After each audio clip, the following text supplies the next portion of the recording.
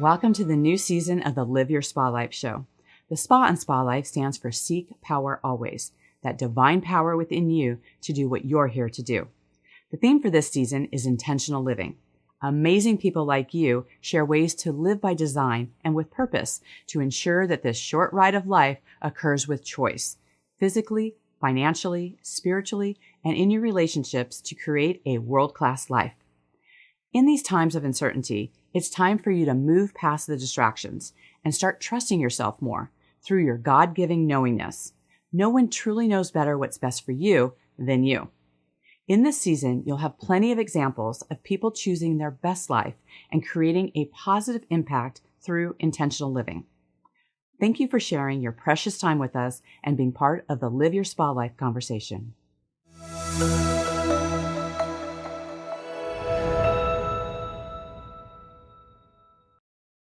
With us today is Amita Sharma, a co-founder of NourishDoc, a holistic wellness platform focused on mid-age women's wellness from peri to post-menopausal. And Amita, welcome to the show. Thank you so much. Super excited to talk about this topic. Normally, women don't want to talk about it, but here we are. So thank you so much. Right. And so many times people don't even know. I mean, we hear all these terms like menopause, peri, post, like they're all these terms, but people don't necessarily know, like, am I in it? What's going on? How's it affected? So I'd love for you to just touch a little bit on that and also to share your own experience and story on this. Absolutely. So if we look at the menopause, right, typically menopause age is about 50, 51, somewhere over there. But the interesting thing is menopause is culture sensitive, meaning that different ethnic group of women are going to experience at different ages. Can you believe it? For instance, I come from an Indian background. Indian women get menopause at 46, 47, 6 years earlier than Caucasian women. Latino women, African American women get it at 47, 48. So now perimenopause is basically before menopause. Menopause is technically you haven't had your period for 12 months, and now technically you are in menopause. Before that, you're in perimenopause. So, just to get the terminology straight. The terminology straight, right? so technically in menopause, you're in menopause for one day. The day, in the sense, now for 12 months you haven't had periods. Now you're in menopause and technically post-menopause now. Before that, it's all peri, right? So now the interesting thing is the perimenopause can start 10 years before you hit menopause. Now, if you're hitting menopause at 51, normal age, you're going to start seeing perimenopausal symptoms as soon as you hit 40. And that's why you say, oh my God, I'm 40 years old, I have midlife crisis, all those things, right? We start talking about that. So that's the terminology and definition. And if women, as I mentioned earlier, 46, 47, guess what? In late 30s, they're hitting perimenopausal symptoms. Got it. Now, before you go into your story with that, I'd love to jump into the cultural aspect of it, because I've actually not heard someone talk about it in that way. And I'm curious, is it truly about the culture of the person, or does it maybe have more to do with those lifestyles and how they're living their life and how they look at it? Like, is there some interesting things that might be supporting that one way or the other based on traditions versus culture? Absolutely. Is fundamental. So we can look at lifestyle of, let's say, as an example, Latino and African American women, typically they're a little bit underprivileged in this country. They have lower means as far as economic background, and the obesity level is a bit higher. So all these factors are going to come into play because they don't have as much money to take care of their health as someone else who's educated and, working and all those things. So all these lifestyle factors and the way they're eating, maybe they're eating more processed food, right, than organic, fresh food. All these factors are going to come into play if they are reaching earlier menopause. And now because they're reaching earlier menopause, they get more hot flashes than rest of the women as well, because the symptoms that they get are more severe. if you take an example of Indian women, which I just talked about, India is a capital of diabetes. Now, there's a direct correlation of diabetes and early menopause. So that could be a lifestyle factor too, because I'm not saying all of them are diabetic, but if quite a few women are pre-diabetic or having diabetes, the chances of them getting early menopause is higher, right? So that could be, I haven't done so much research into each and every percentages here, but overall, that could be the data for an Indian woman. Now, if you look at the Japanese women, they don't get hot flashes. Guess what? They're eating soy the moment they wake up, right? Because of tofu, tempeh, the kind of diet, the soup-based diet that they're having. They have a very nutritious diet. So they don't get as many severe hot flashes and other symptoms of menopause as other women will get. So that's the difference in different bit of a culture. So I was doing a research. It's funny. This morning we are working with a nonprofit in Africa. Sudanese women, Sudan, they get menopause at 43. So it's like all over the map. And now, right? And yeah. I was just going to say, so one of the things that would be great to kind of in setting the stage for the listeners, because a lot of times people will take some things out of context and they'll not look at the totality and they'll be like, oh, all Indian women have diabetes, right? And so, when you look at that and you break down that if we're looking at lifestyle and we're looking at all the different aspects of our life, right? We can't just say that there's this one thing that's going on. It's one of the things to ask is why is it there in the first place? Like, why are they even having a high occurrence of diabetes? Is it they're eating a lot of sugar? Is it in part of the cultural things that are in that, right? That what that actually looks like. And part of it too, like in the Japanese culture of eating like soy, it's also looking at, what's the amount that they're eating in their culture. Like a lot of times they look at having like, let's say edamame or something. It's like a side thing. It's actually not that much. And then what'll happen is people in America will look at it and go, oh, all soy must be great. And so then they're eating it as a main meal. And when they do that, then they are not being able to you'll look at how that's not as helpful for them, right? And that we know that there's different types of soy that, have led to cancers and a lot of different things that have happened. So it's really important to look at like the nuance of these things. So I love that you're bringing these up so that people, look at, okay, it's one part in the puzzle.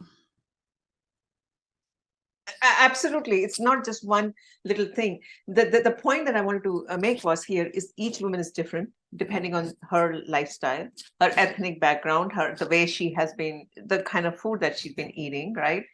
And so experience of menopause, perimenopause is going to be different for each and every woman. That was the point. And now these are general research that I have found that I wanted to share with your audience on the women, different type of women having on an average what kind of experiences, right? It doesn't mean that all Indian women are going to be diabetic or all Latino women are going to be obese. That's not the point. The point is on a journal research that has been done.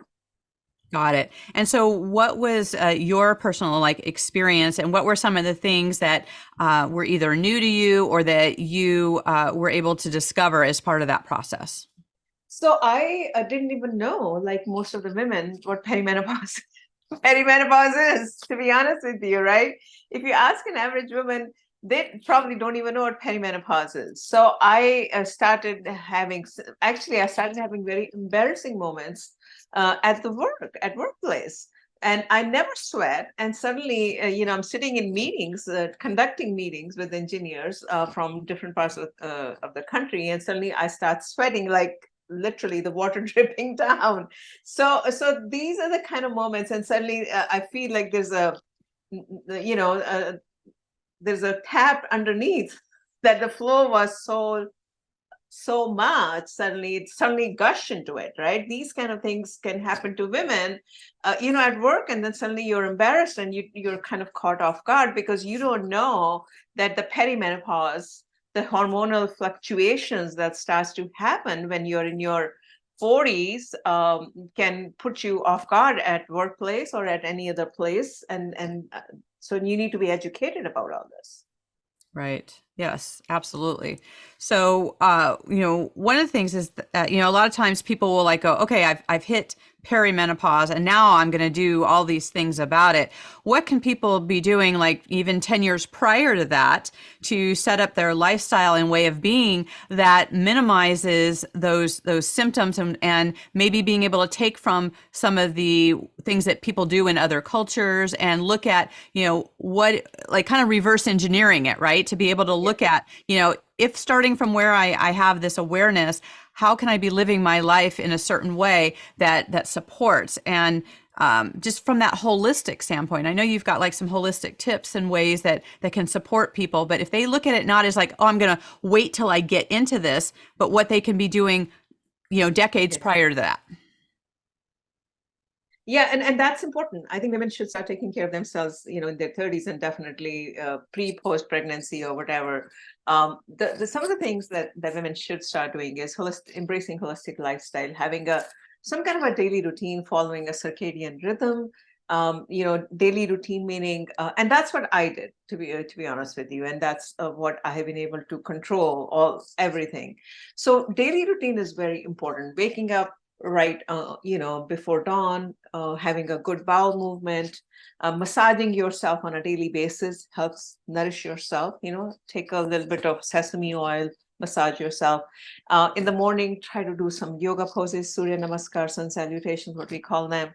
Simple breathing techniques to calm yourself, right? These kind of things, having a regimented daily routine. So then breakfast,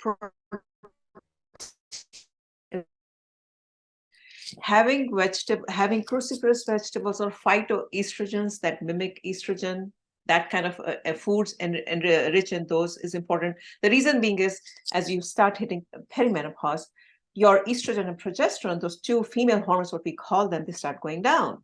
So now you want to start slowly, not that every single day you start having a full cabbage or a Brussels sprouts and load up on that. That's not my intention. My intention is to start having a rainbow diet, right? Plant-based diet. Try to have all these nutrients. Nutrient-rich diet is what I'm saying. Complex carbohydrates, not simple carbohydrates. Get rid of processed foods. Lower down your alcohol. Sleep is fundamental to all of us. If we don't sleep well, guess what's going to happen? Our brain is not going to function in the morning properly. All these things, women should start taking care of it when they're younger, rather than hitting suddenly irregular periods. Oh my God, I touched the app, my period hasn't come. Oh, I'm pregnant. Oh no, I'm hitting perimenopause. All this nervous breakdown happening. Lower down your stress. I don't know how we can lower down your stress, but everybody's stressed out right now, right? These are the things we have to start taking care of ourselves when we are younger. Right. I think sometimes we can forget about the fundamentals and what we actually know, like over, centuries of what we know about health. I think that there is, especially now with, the medicalization of things, and that we have more of a sickness, society versus wellness. Because, back in the day, there was more homeopathy and trusting on natural immunity and knowing that having, exercise and, getting sleep and eating well, right? That it's like, those were just known factors. And so now you're kind of fighting against the pill syndrome, right? Where it's like, oh, you have this ailment, throw a pill at it. That's why they call it practicing medicine, because they don't really know. They just go, oh, well, then try this and try this. And then, all of a sudden you've got 20 prescriptions and you still have the basis of what you started with. So I think going back to some of these foundational things that, women can actually take more control of what their personal experience is going to be versus those lifestyle choices. So can you speak a little bit about that, as far as what are some of those things that women can do to kind of stay ahead of the curve of going back to those traditions of what we know about the body? Yeah, like I said, there's so many. So simple things like learning how to breathe properly. Breathing is so important. Breathing from your diaphragm. Because you want your pelvic area, right? The pelvic health is very important, because guess what's going to happen when you're hitting perimenopause? Your libido is also going to go down. Your skin is going to start getting haggard. Your hair is going to start getting thin, right? All the female things that we all say, the women part. So breathing from your diaphragm is very important. Learning to breathe well, pranayama, is very important. Meditation, simple meditation is very important. Even hypnotherapy, there's a lot of evidence that talks about efficacy of hypnotherapy. Self-guided hypnosis, simple 4 minutes, 3 minutes, that's important. Aromatherapy, using some essential oils, to calm yourself. You could do that. I talked about the nutrition part, phytoestrogens, some herbs. Ashwagandha is a lot of research on reducing anxiety. You talked about the stress part. There's another herb called shatavari. You can research into some of the herbs and don't just start taking it without discussing with your herbalist or naturopathic doctor. And then, of course, taking sleep patterns, circadian rhythm, waking up at a selected time, going to bed at time, having a circadian rhythm, and eating properly between meals, 3 to 4 hours, eating a balanced meal, rainbow diet, right? All these things, get gut health and brain connection, taking care of your gut, making sure you're doing the bowel movement every single day. Prebiotics, probiotics, all these foods, incorporate them into your diet. Having a meal every single day with healthy fats, proteins, and carb, making sure each and every meal has that. We don't pay attention. We're only saying, oh, I ate a salad. Oh, there was no healthy fat in it. Take care of your healthy fats. Healthy fat is good. Your avocados, your seeds, even ghee is good. So these kind of things, each woman, they need to start taking care of themselves. And alcohol is not good. Wake up in the morning, we say, oh, I got a cup of coffee. It's not good for you. Caffeine is bad for you. So women need to start eliminating some of the things that are going to cause these hormonal fluctuations, blood sugar imbalances. That is bad for you. The other thing that's really bad for all the women is belly bloating. Most of the women, I shouldn't say all of us, I know I do, we get bloated in the midriff area as we get older, because of the lack of estrogen. That is so bad. All the fat, the visceral fat is getting accumulated over there. You need to make sure you don't get menobelly, what they call it, or bloating, all these things. So there's so many things. I'm just rattling off little things that women can start taking care of themselves. Right. Well, and it's such a great opportunity for people to just look at, the totality of yourself, right? It's not any one thing. So, even having a closed meditation, it doesn't have to be a specific thing, or, just taking those deep breaths and just asking yourself some questions like, what's true for me? Like, am I getting enough sleep? What are the things that I'm eating? And, even if, let's say you've been an avid coffee drinker for, years and years, you don't have to go cold turkey on it. You can go, okay, am I choosing, one that doesn't have mold in it, that has, an organic version of it, that, there's a lot of coffees now that are like a dandy blend, right? That actually has nutrients that support the thyroid and have certain things that you can make adaptation so there's not a sense of feeling deprived, right? So you want to be able to look at what things working with your lifestyle, what really shifting one thing then starts having a cascade of affecting other things. So that self-care that you're talking about is such an important thing for women to look at, of how they can look at it. Because what your neighbor's doing or your best friend's doing may not be the best thing for yourself, because we do have this menu of options that we can actually take that control of ourselves, and we can't delegate our health. And I think one of the important things a lot of times people go, oh, I go to my doctor and do whatever they say. Well, what they're saying may not be what's the best thing for you. That's why people get a second opinion, or that's why you do that exploration to see what works for your body, and to be able to have that say in what it is for you. So I believe it's an opportunity for women to be empowered and to be able to look at what are they doing for their health, because naturally as women, there's that giving to your children, giving to your family, giving to your job, like all these things where you're outpouring.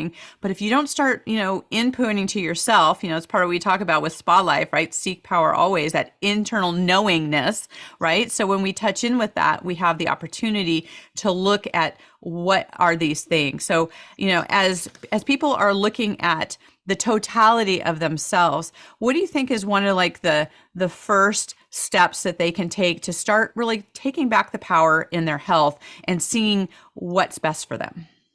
So I think, like you said, holistic lifestyle, they have to look at the totality, right? We've been talking about the physical health, a little bit about the mental health, but your relationships, I never touched on that, is so important.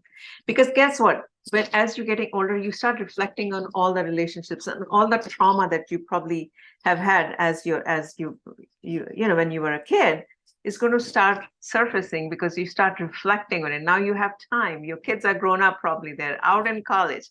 So most of the women start reflecting on, who am I?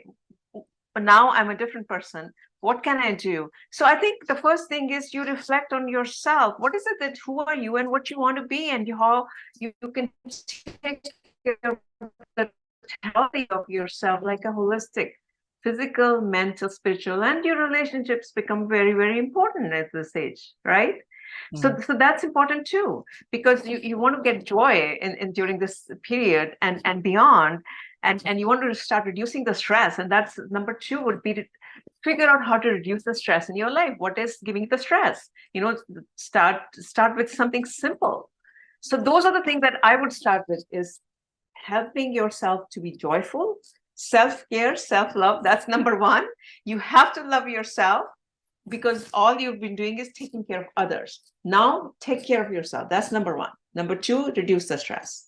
Yeah, absolutely. It's interesting. I was reflecting back to the timeline of a woman's life in particular, that it seems like a lot of women talk about like their early years, high school and earlier, that those were challenging times, feeling like, you were either in the cool kids, or you felt left out, or maybe there was some bullying, and that can be some really discovering who you are kind of times. And that can go into your 20s as well, where there can be a mindset where you're maybe concerned about what other people think. And one of the things that I've had reflected back to me, in my clients and in my inner circle of people, is that there's something very powerful that happens when a woman particularly turns 50 and into her 50s, where there comes a shift of, you don't care as much what other people think, because I think there's almost a realization that, I only have so much time left in the world.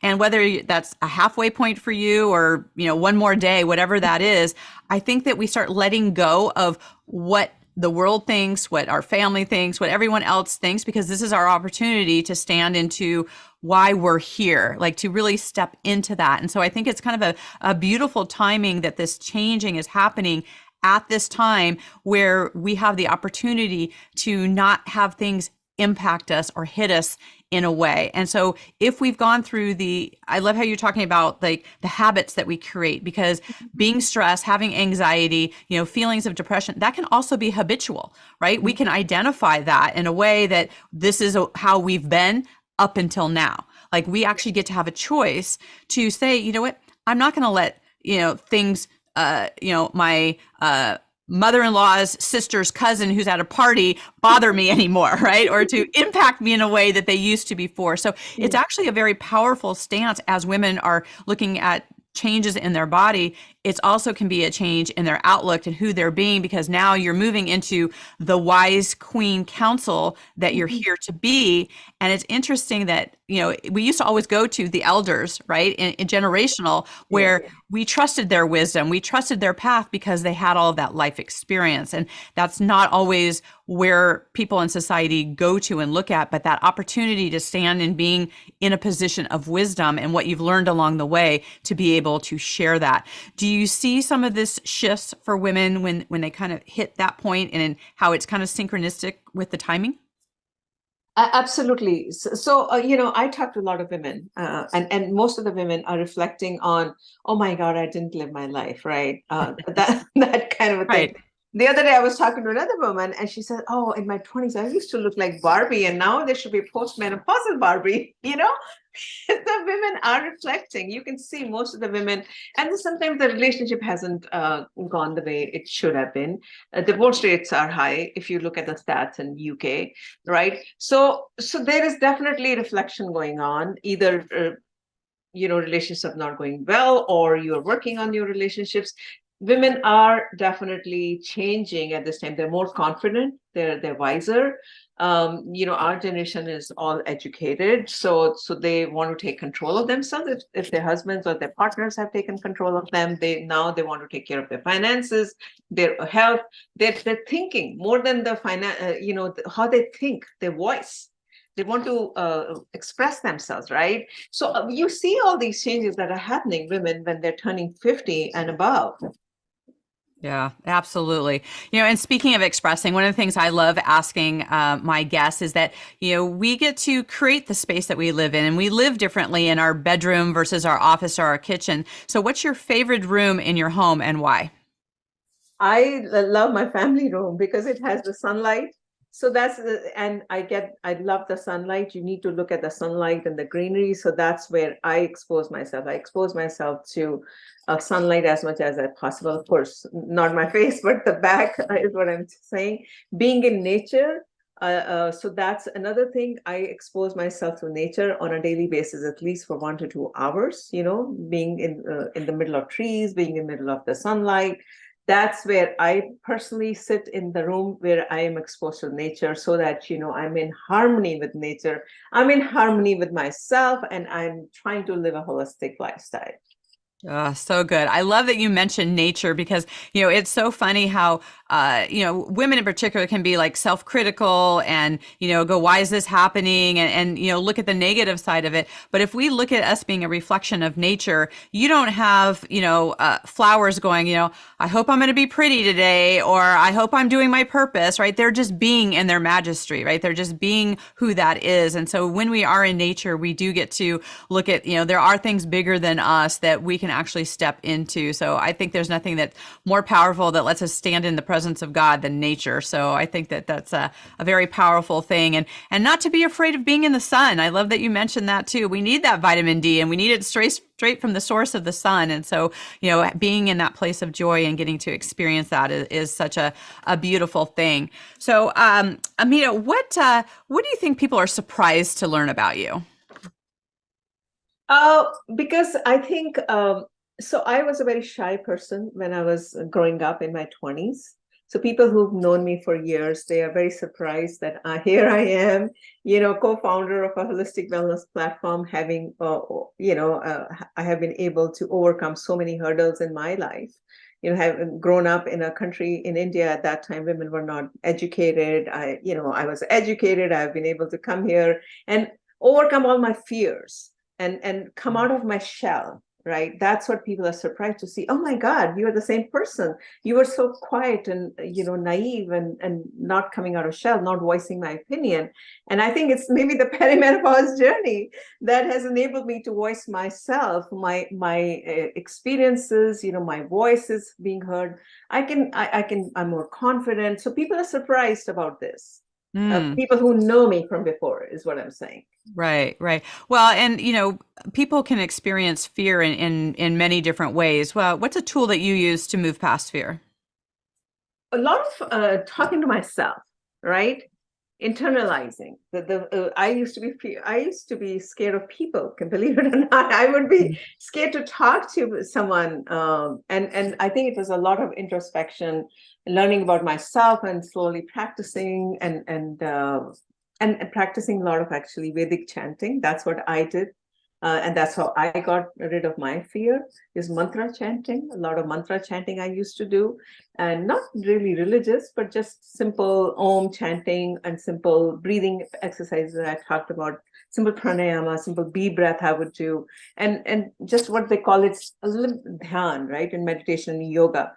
So just kind of eyes closed and thinking about it and just sitting quietly. So practice of that over the years. And talking to myself that no matter what happens, don't get scared. Hey, life is too short. All these simple tips that I talked about, I practiced on myself. Right. So good. Well, I know people are going to want to be able to connect with you. How can they best do that? Yeah, like I said, I'm co-founder of NourishDoc, a holistic wellness platform that's focused on mid-age women going through perimenopause and beyond. So you can write to me, hello@nourishdoc.com, or go to our website, nourishdoc.com. Great. Well, as you know, our theme for this season is intentional living. So in what way are you living an intentional life today? I'm trying to help as many women as possible around the world. We're working with nonprofits in India. We're working with nonprofits in Sudan. I mentioned earlier, I want to empower women. That's my intention. That's my karma. That's my calling, whatever you want to call it, right? So I am trying to work with as many women who are living in marginalized communities, in parts of India, like I said, Africa, in Pakistan, even in here, United States, to empower them with the knowledge, with the tools, so that they can start living a holistic lifestyle. That is my intention right now. Wonderful. Well, thank you, Amita, for being here, sharing your wisdom and your journey with us. Thank you. Thank you so much for inviting me. I'm very grateful. You got it. And to our listeners out there, no matter if you're in your 20s, you have an opportunity to kind of pre-plan how you're going to live your life. Or if you're in that, queen stage of being in your 50s and beyond, and you actually have the opportunity to sit with yourself, to evaluate the totality of your life, look at your lifestyle. What is maybe one thing that you can shift and change that is a stand for yourself and your health, that you are leading the way, because we get to make a choice of how we live this life, and it begins with us. So until we connect again, live your spa life. Bye for now.